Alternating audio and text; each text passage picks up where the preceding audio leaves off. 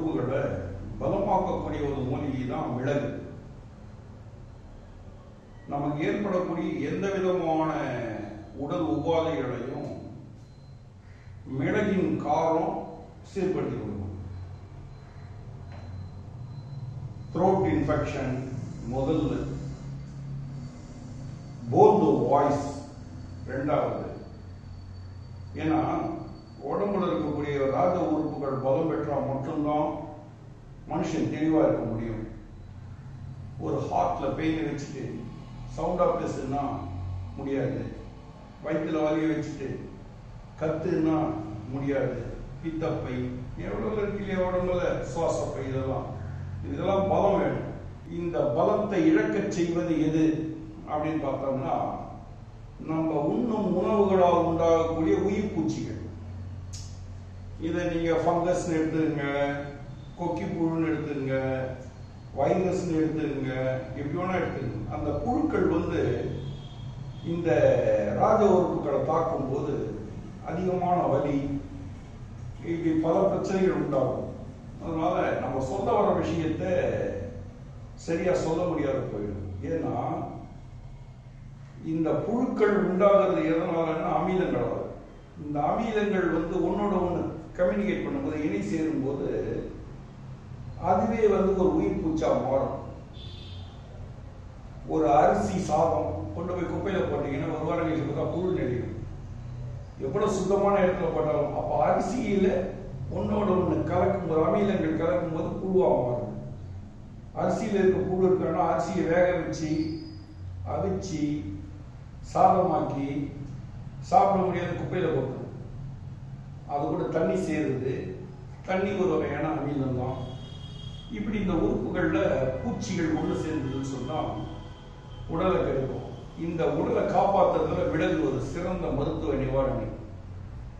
இந்த மிளகை தொடர்ந்து பயன்படுத்தணும் அப்படின்னு சொன்னா உடம்பு கெட்டு போயிடும். புகையாளி வீட்டுக்கு 10 மிளகுடன் செல் அப்படின்றது பழமொழி. என்ன பண்றாங்க, நல்லெண்ணெயில ஊற வச்சு 10 மிளகு சாப்பிட்டா கிட்னி ஃபெயில் ஆயிடும், இல்லை யூரினரி டியூப் பிளாக் ஆயிடும், சாப்பிடக்கூடாது. நல்லெண்ணெயில ஊற வச்சு யாகத்துல கொடுக்கும் போது அதுல இருந்து ஏற்படக்கூடிய புகை விஷ கிருமிகளை நாசம் செய்யும்.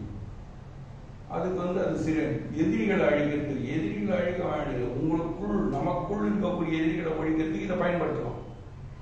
எதிரி யார், முதல்ல யாருக்கு? நான் தெளிவா இருந்தேன்னா எதிரியை எனக்கு உருவாக போறான்.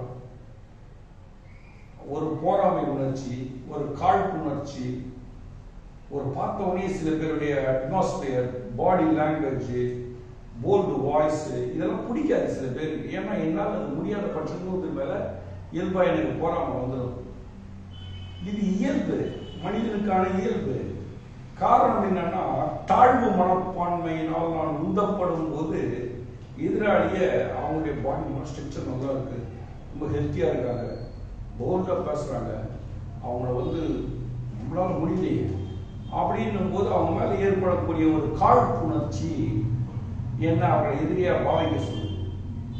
இந்த சிந்தனைகள் வாயுக்களுடைய இயக்கங்கள் சீர்கெடும் போது உள்ள சென்ற உணவுகள் புழுக்களாக மாறி ராஜ உறுப்புகளை தாக்கும் போது உண்டாகும். இதுல மீளும் வழி சிம்பிளா இதை நம்ம காப்பாற்றிக்கலாம். ஒண்ணுல ஒரு 50 கிராம் மிளகு எடுத்துக்க வேண்டியது, ஒரு 1/4 கிலோ பூண்டு, 1/4 கிலோ பூண்டுல ஒரு 100 கிராம் பூண்டை உரிச்சு எடுத்துட்டு இந்த மிளகு ஒரு 3 மணி நேரம் ஊற போட வேண்டியது. 100 கிராம் பூண்டை எடுத்து அந்த மிளகை வடிகட்டி ஊறின மிளகை மிக்சியில கொடுத்து ஒட்ட ஒட்ட ஒட்ட ஒட்ட மையா அரைக்க வேண்டியது. இப்போ பூண்டு மிளகு விழுது ரெடி. இது கூட புளி இருக்கு பார்த்துருப்பீங்க, அந்த புளி தண்ணியை ஊற்றி அரைக்கிறது விசேஷம்.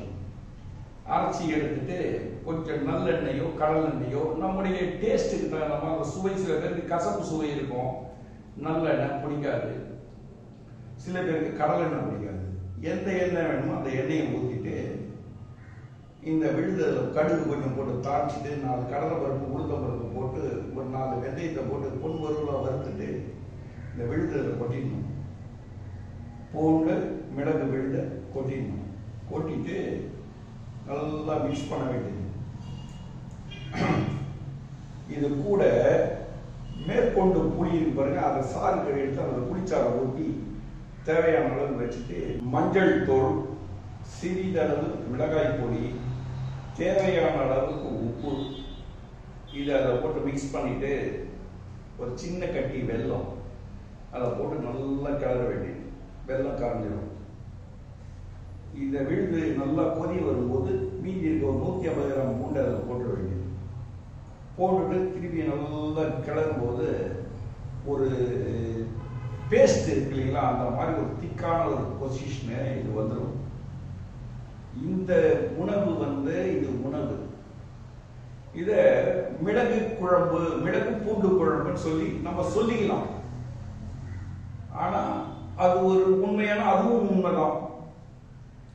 உடம்புல ஏற்படக்கூடிய வாயு தொந்தரவுகளை சீர்படுத்தி கொடுக்கும், உடம்புல இருக்கக்கூடிய தீய கெட்ட பூச்சிகளை அழிக்கும், உடம்புல இருக்கக்கூடிய தன்னம்பிக்கையை வளர்க்கும், பார்வைகள் தெளிவு பெறும், கண்கள் கூர்மை பெறும், வார்த்தைகள்ல உண்மை தெரிக்கும், மற்றவங்களை கண்டு பயப்படுற ஒரு சிந்தனை போகும், காழ்ப்புணர்ச்சி விலகும், உடம்புல அப்போ இப்போ எல்லாம் வாயு குடிப்பு அது இதெல்லாம் சொல்றோம் இல்லையா, இதெல்லாம் விலகிடும். பூண்டு சேர்த்தா வாயு வருமே, வராது.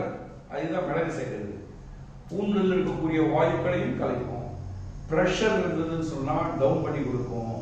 கபம் சார்ந்த இயக்கங்கள் இருந்தா அந்த கபம் சார்ந்த விஷயத்தை வெளியேற்றிடும். ஒரு அற்புதமான ஒரு வரம். இதைதான் இப்ப நம்ம ஸ்டூடெண்ட் ஒருத்தருக்கு சொன்னப்ப அவர் சொன்னார், சாமி 50 வேலை செய்யுது சாமி அப்படின்னாரு. சரி சாப்பிடுங்க அப்படின்னு சொல்லி சொன்னது. சாப்பாட்டில் போட்டு கசஞ்சி சாப்பிடலாம், இல்லை தோசை இட்லி அது மாதிரி தான் சைட் டிஷ்ஷாக தொட்டு சாப்பிடலாம். ஒரு வாரத்துக்கு கெட்டு போகாது. அந்த ஆயில் ஊற்றி நல்லா டீப் ஃப்ரை பண்ணி எடுத்து வச்சுட்டோம்னு சொல்லி சொன்னால் ஒரு வாரம் நாள் கெட்டு ஊறுகாய் மாதிரி மாறிடும். ஒரு அற்புதமான ஒரு மருத்துவ உணவு இது. இந்த உணவை செய்து சாப்பிட்டோம்னா உடலில் இருக்கக்கூடிய பல நோய்கள் சுத்தமாக கிளீன் ஆகிடும்ன்றது தான் இந்த இடத்துல இருக்கக்கூடிய மருத்துவ உணவு குறிப்பு. உணவே மருந்துன்ற இடத்துல குழந்தைங்களுக்கு கொடுத்தா அந்த குழந்தைங்களுக்கு சளி பிடிக்காது, கண்டிப்பா பிடிக்காது. உடம்புல திமிர் பூச்சி அணுகாது. அந்த குழந்தைங்க ரொம்ப ஒரு ஆரோக்கியமா இருக்கும்போது தைரியமா வாழும்.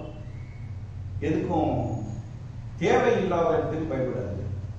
பார்க்கலாம் அப்படின்ற ஒரு தன்னம்பிக்கையை வளரும். நோய் எதிர்ப்பு சக்தி அதிகமாக்கி கொடுக்கும். இப்படி பல பல பல நன்மைகளை இந்த மிளகு பூண்டு விழுதானது நம்ம கொடுக்க ஒரு அற்புதமான பலனை யாவரும் அடையலாம் என்பது திண்ணம் என்று சொல்லிக்கொண்டு அடுத்த ஒரு சப்ஜெக்ட் போன